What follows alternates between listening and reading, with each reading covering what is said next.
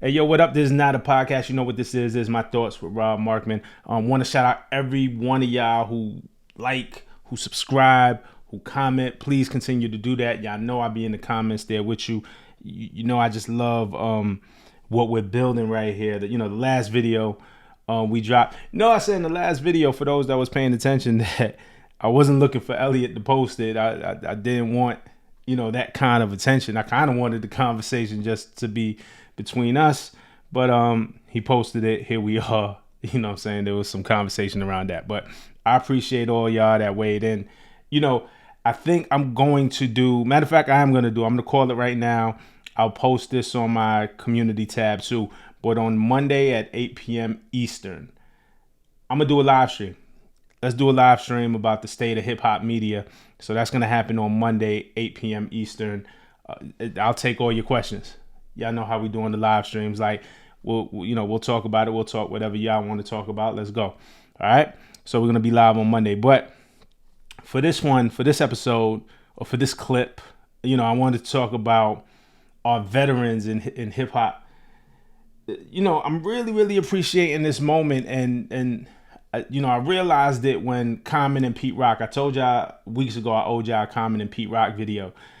I've been enjoying that album. They dropped the Auditorium Volume 1 a couple of weeks ago. Shout out to Pete Rock. We just did something for Level Mag talking about Deadpool, me, him, and Just Blaze.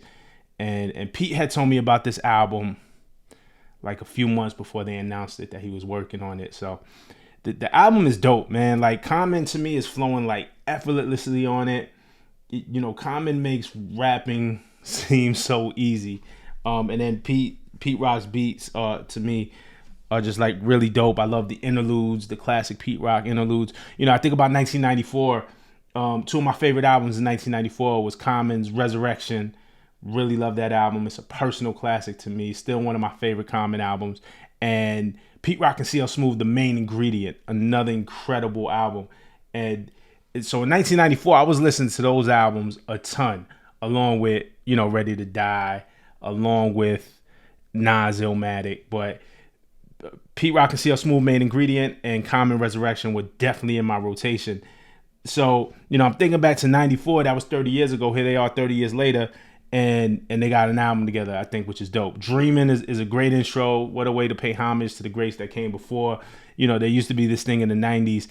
A lot of, like, Fat Joe had a track on, I think, Jealous One's Envy, called like The Dedication. Like, it wasn't uncommon for a rapper to do like a dedication track or like a shout out track where they would kind of rap but give shout outs at the same time to their peers, contemporaries, and the one that came before them. So, Dreamin' kind of reminded me of that. I think it's a great intro. This Man off of the Common and Pete Rock album, I love that record. All kinds of ideas. I think it's fire. My favorite record on the whole project is When the Sun Shines Again, with Pos News from De La Soul, and shout out to Twami who co-produced on that with Pete Rock. I think that track is just phenomenal. I think Pos's verse is incredible. I think Common's verse is incredible. Starts with the beat for me, and we've heard concepts built around, whenever I hear a Sun record, a Sunshine record, right, in hip hop, it always, maybe 9 out of 10 times is a lot, maybe 7 out of 10 times, most times, right, it's kind of built around or inspired by Roy Ayers' classic Everybody Loves the Sunshine. Like, it's been done a lot in hip hop. This record isn't exactly that, but feels inspired, but in a new way. I say all that to say it's okay. We're getting another Sunshine track like Roy Ayers. Okay, we heard this before. We've heard takes on this before,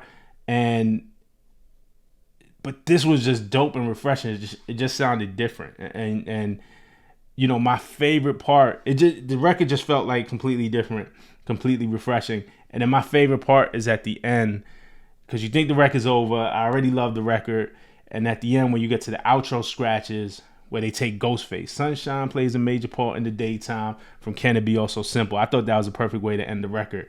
I love that record. I love the whole album, man. That whole album just feels good. It inspires me, and it just had me kind of thinking about, somebody had asked the question in the comments when I first said I was going to speak about the album. what I thought about like the idea of having like a contemporary, a adult contemporary category in hip hop reserved for the veterans, for the guys and the women in their 40s and up or whatever, people who aren't like chasing the new sound, right? Like this is a hip hop record, but this isn't a drill record, but hip hop is drill. This isn't a trap record. Like this is just more like classic hip hop, adult contemporary hip hop.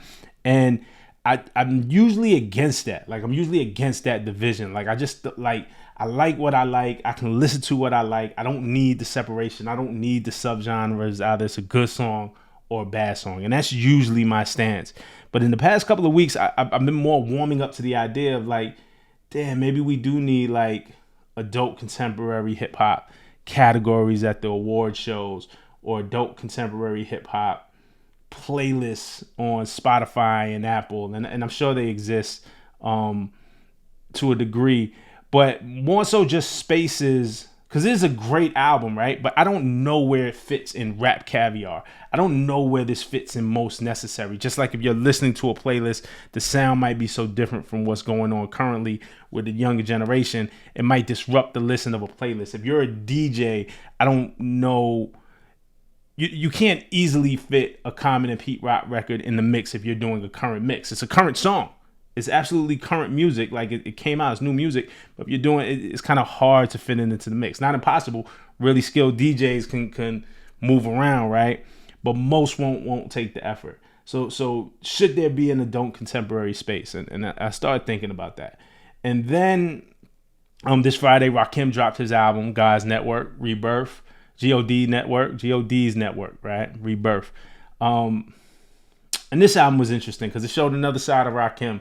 So I listened to it this morning, and I always knew that Ra was also a producer, but this really puts his production skills on display. It puts him as like a curator, because the album isn't just about, and Rakim is one of the greatest lyricists that ever lived. I firmly believe that Rakim changed the game. Like there is a AD and a BC, like before Rakim and after Rakim, like how people were rapping. Rakim, when he came out with Eric B, affected the way that rappers rapped with the multiple rhyme couplets, with the internal rhyme schemes, and he just elevated the wordplay, elevated the rhyme structure, and was a catalyst for change in how people rapped. So we know that he's a supreme lyricist, but this album, this God's Network Rebirth album, is more than what Ra has to say lyrically, right? Like, so he's putting his production skills on display, but it's filled with a bunch of features, and I don't want to tarnish it. It's kind of like the Chronic, My Beautiful Dark Twisted Fantasy. And look, if I'm being real, I'm not saying I think the Chronic is a classic. I think My Beautiful Dark Twisted Fantasy is a classic. I don't think this Rakim album is a classic. I'm not saying that. I'm not talking about in terms of quality, right? I love Rakim. Rakim is one of the greatest. But if I'm being real, like, I'm not putting it in that classic conversation. But what I'm saying is that the Chronic was like Dr. Dre creating an experience, and also grabbing the right voices that he felt had something to say or complemented what he was doing. Like the Chronic is an expertly curated album, right? With curated talent. My Beautiful Dark Twisted Fantasy, I see as the same way. I see My Beautiful Dark Twisted Fantasy as Kanye West's Chronic. You know, yes, it's a Kanye West solo album, but with so many features and so many moving pieces in different places, it just feels so expertly curated. I think that's the most curation that Kanye has done on an album, was My Beautiful Twisted Fantasy. So we see Ra do a lot of that. So first of all, we get posthumous verses from Nipsey Hussle, Fred the Godson, Prodigy. There's a prayer from the late DMX. That Nipsey verse was special, man. That Fred the Godson verse really grabbed me. I was always a fan of Fred the Godson. When he was on the XXL freshman cover, I'm the one who called Fred. Like, I really fought for Fred to be on that cover, and I'm the one who called him. I remember I was in my kitchen and he couldn't believe it. And you know, Fred passed away, man, and it was sad. But I always had a tremendous respect for Fred's pen. I've been a fan, and he's inspired me in ways. But Fred said, "Clubbing, I come through with an icy watch to rub it in.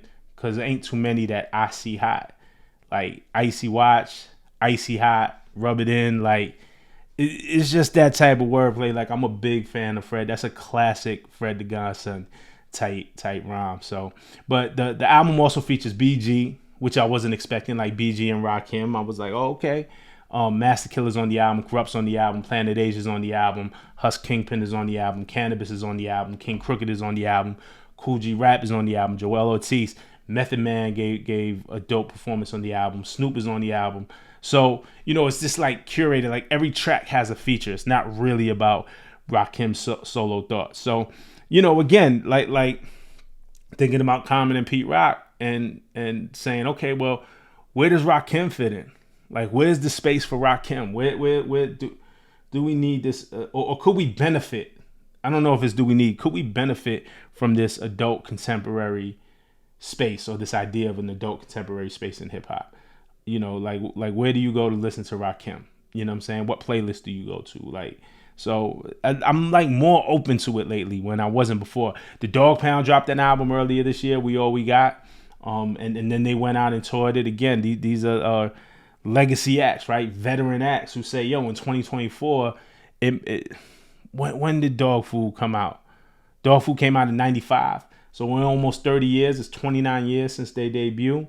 But, if we think about it, the first time we heard Corrupt and Daz, again, The Chronic. So this is 92, maybe. Like, these guys are 30 plus years in the game. In 2024, it's like, yo, we still got something to say. We we don't have to retire. We don't make Mick Jagger retire. We don't make Aerosmith retire. Like, we still got something to say. We still got just fans we want to touch, things we want to express, things we want to create.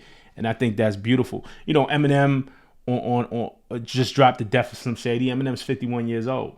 It's the #1 album. Eminem is a bit of a fringe case because with him comes that enormous fan base that will support and propel an album that even if there isn't space made for Eminem, he still takes up a lot of space based off of that fandom. He's still going to impact that billboard because the fans are just going to carry him that much. But Eminem is 51. And again, we talked about it in the video. This was a classic Eminem album. This wasn't Eminem trying to be anybody else, though he did have that part on the album where he started doing the juvenile high flow. This was Eminem doing Eminem. This is Rakim doing Rakim. This was definitely Common and Pete Rock doing Common and Pete Rock. They weren't trying to fit in. He's like, yo, this is our brand of hip hop, and it's important. Also, too, I want to shout out, be on the lookout for the New York Times Popcast. I was a guest on that. They hit me up. Shout out to John Caramonica. I guess saw the video that I did on Eminem and the discussion we all had in the comments. So they wanted me to talk about Eminem on the podcast.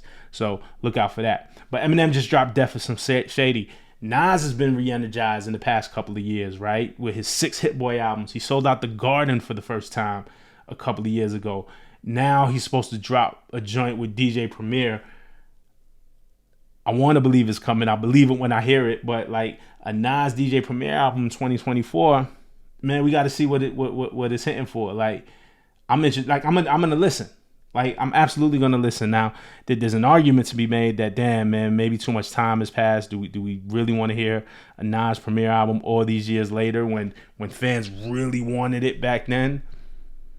We gotta listen to it first and see. You know what I'm saying? But that drops, I'm definitely pressing play, like right away. Like, what are your questions? Cormega and Havoc are working on an album, man. Shout out to Cormega, shout out to Havoc. Freeway and Jake One just dropped Stimulus Package 2, which is a follow-up. I think they got a cult classic with that first Stimulus Package. That was an amazing, beautifully crafted album. Like, that album is so special. Even the special packaging, the album kind of came like with a wallet Stimulus Package. If you haven't heard that classic and you're into like Freeway, definitely, from Rockefeller days, Jake One has amazing production. So they just dropped Stimulus Package 2. So I say all that to say, and this has always happened. The veterans are always releasing, but there's a moment right now, at least that I'm noticing, that a lot more veterans are releasing and the music is actually dope. And does it deserve its own adult contemporary space? Again, I wasn't into it. I was definitely against the idea before. I'm into it now because I feel like these things need to be heard. That's why I wanted to make this video. I'm excited. I'm just as excited for this as some of the new stuff as I want a Kendrick album this year too. You know what I'm saying? I want to see what Nick Grant does next. I want to see what Lady London does next. It looks like Doug is gonna beat this trial. What's Doug gonna do when he comes out? I want to see what Doug's gonna do. I've been very interested in what Gunna is doing. I think Gunna has been making really dope music. I think Don Toliver has been making really dope music. These are just some of the more newer artists that I'm into. But I'm just excited about a Common and Pete Rock album or Freeway and Jake One, or I want to see what Cole Mega and Havoc do and what Nas and Premier does, and the Eminem Def Some Shady was a moment. So I'm here for I don't know what the answer is, but yeah, I would like to see more space for veterans to express themselves and not feel the pressure of having to fit in or be young or make a drill record or make a Jersey Club record if that's not in them. You know what I'm saying? So, but let me know what you think, man. Like, subscribe, hit me in the comments. Most importantly, let me know what you think. Do you think, first of all, what are you feeling about this moment? The veterans dropping albums, the Common and Pete Rocks, the Dogg Pounds, everybody I mentioned. Do you have a favorite one? Who are you checking for?